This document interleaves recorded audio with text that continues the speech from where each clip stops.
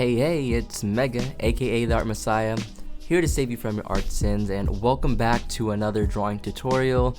Today is the long-awaited day that I resume my anatomy tutorials, and so I'm super excited to get back into it, and I hope you guys are as well, because there is a lot more to learn, and I'm excited to kind of break it down for you guys in the most easy way possible.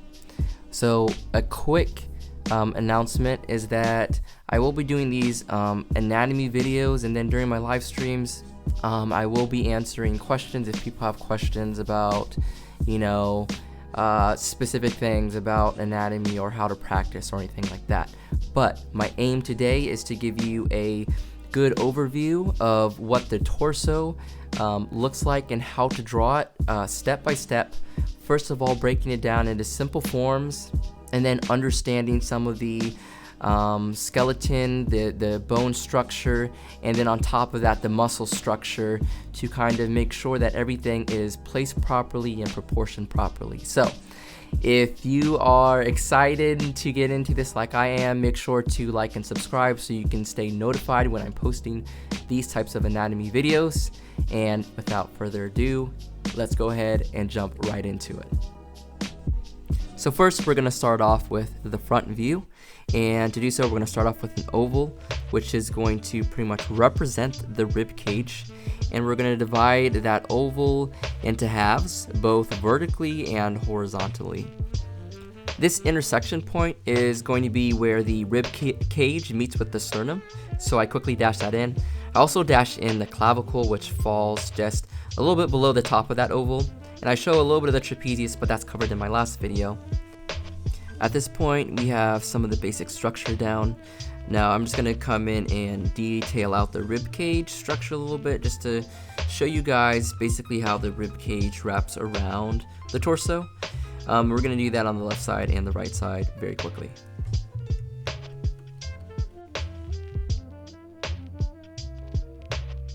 Okay, I lighten the lines a little bit, just so that we can draw over the structure.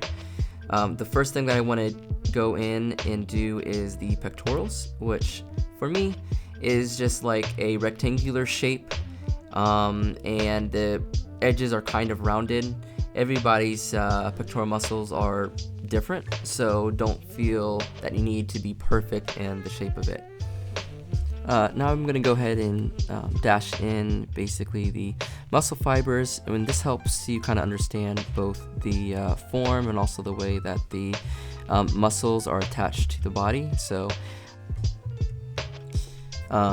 just want to point out that the pectorals kind of connect to the outside of the humerus, which is actually kind of important because it helps inform how the deltoid is shaped and attached. So I'm going to quickly kind of dash in the arms just to show how everything connects together, but I will be covering that specifically in another video. So there are several muscles that wrap around the rib cage, and so I'm kind of showing the mass there, and then I'm coming in and drawing the bottom of the torso. This next step is about building the abdomen, and basically it kind of starts a little bit more than halfway into the pectoral muscles and drops all the way down to the bottom of the torso. And then depending on the person, we have these divisions to make up the abs. Sometimes you get that classic six-pack, but there may be more or less depending on the individual. Now I'm going to drop the opacity so I can show the connection between the external obliques and the serratus anterior muscles. These pretty much kind of interconnect in this zigzag kind of fashion, and typically around 4 or 5 divisions are visible. And there's a little bit of difference between men and women. In women, they are smooth, but for men, they're more pronounced and thicker, so they're going to be more visible when you draw. And at this point, I'm just going to come in here and, pretty much just make it look a little bit more pretty, clean up some of the lines and add in the neck. But The majority of this is finished, so we just go ahead and label it, the pectorals and the rectus abdominis and the external obliques, which we're going to dive into a little bit more in this next section. So now we're moving on to the side view of the torso, and again we're going to start with this oval to represent the rib cage, and this time with the side view we want to draw in this curved line for the spine, because always keep in mind that the spine is curved in this S curve. And we drop in the pelvis as well, and just notice the relationship between the size of the rib cage and the pelvis. It doesn't need to be an exact proportion, but just get a relative size going there. Now we're going to drop in the sternum, which again goes halfway down into that rib cage, and then we modify that rib cage shape slightly because it's not a perfect oval. And then I want to go ahead and draw in the individual ribs. However, personally, I don't believe that is too important to get the correct amount. I basically use the rib cage to get the correct contours and volume and the general shape of the rib cage down, and just understanding how it wraps around the body. And you can also see here that I'm adding in the scapula and the humerus because I just want to show the insertion point for the pectorals. So I just quickly jot that in, even though it's not part of the torso necessarily. Alright, so at this moment we're going to start defining the pelvis, which again it falls within this oval. However, the shape is very unique and there's multiple components to the pelvis. Now I want to point out the two essential bony landmarks is your iliac crest, which sits right at the top of that pelvis. That kind of shows you where kind of like the leg starts, honestly, and that's where the leg is going to be attaching. And then also the pubic bone, which is the portion that's at the very bottom, and again that shows where the torso ends. I'm going to quickly dash in a line that shows the pelvic tilt, and that's important to kind of note. Everyone has a different angle here, but just make sure that you have somewhat of a tilt going on. With the pelvis and the rib cage defined, we can now add in the flesh, the skin that kind of connects the two. And in the side view, it's important to kind of pay attention to the curves that are created.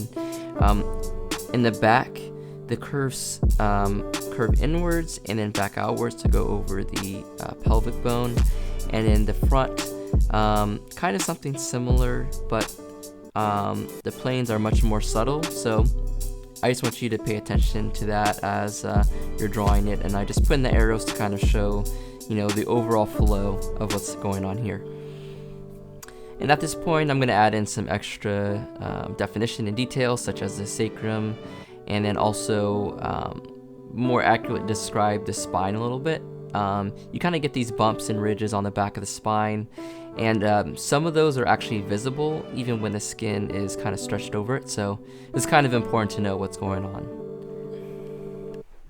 I do think it's really important to draw the skeleton first because all the muscles are inserting into the skeleton, and it really helps you with the placement and proportion. So with that done, let's go ahead and jump in and draw the pectorals. Now again, it's right at the top of the rib cage all the way down to that halfway point, and I show that with the red line. The insertion goes to the outside of the humerus, so again I show this rectangular shape kind of tapering off into that section.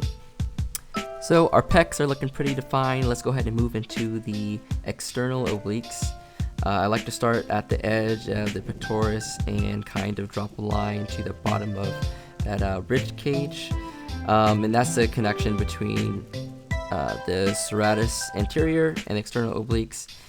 And I draw the front of the external obliques, which comes down at the front of the torso and chest, and that's like the midway point in the pet from the front view. But in the side view, it kind of looks like it's kind of pushed to that edge.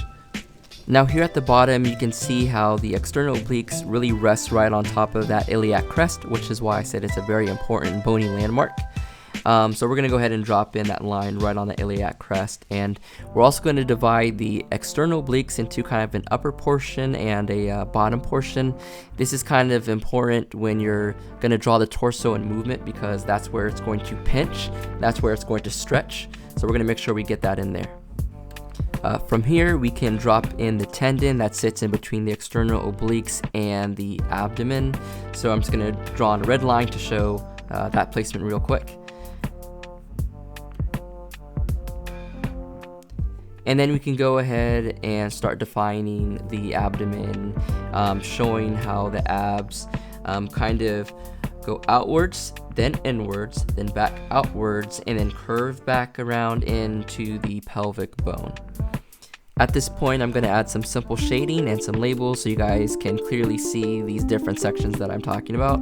And we're going to go ahead and move in and start drawing the latissimus dorsi, which will be easier to see from the back view when we get into that in the next video.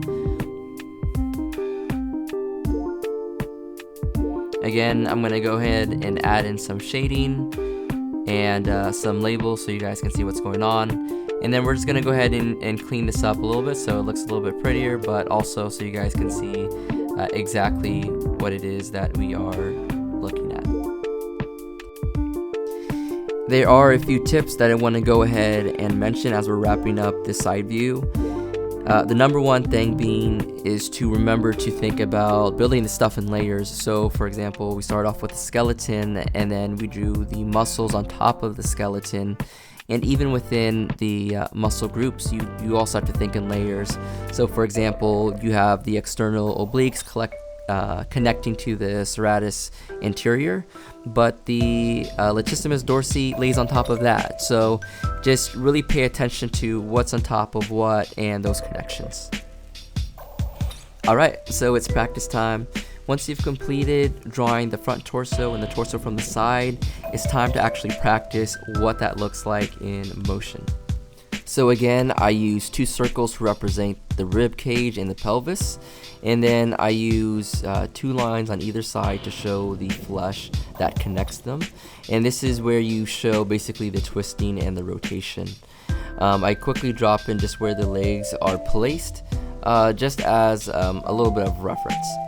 Okay, so I draw in that horizontal center line and draw on those pectorals.